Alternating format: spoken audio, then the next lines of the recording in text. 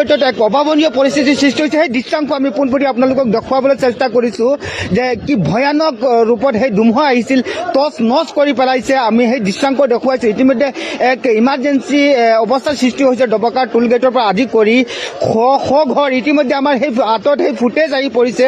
আমি সেই দৃশ্যাংশ আপোনালোকক দেখুৱাবলৈ চেষ্টা কৰিম যে কিমান মানুহৰ বেদুৱাটিত এটা অঞ্চল সম্পূৰ্ণৰূপে এটা শ মানুহৰ ঘৰ টচ নচ কৰি পেলাইছে এই ভয়ংকৰ ধুমুহাই।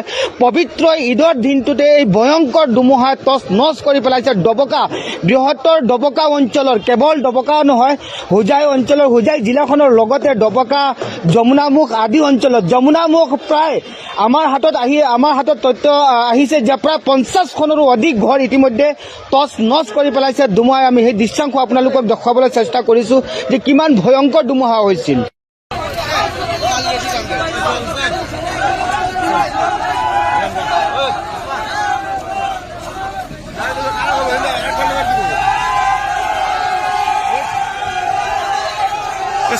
স্থানীয় ৰাইজে কেনেদৰে গাড়ীখন খাৰা কৰি পেলালে, ৰাইজে কেনেধৰণে গাড়ী কেনেকৈ চিধা খাৰা কৰি পেলালে।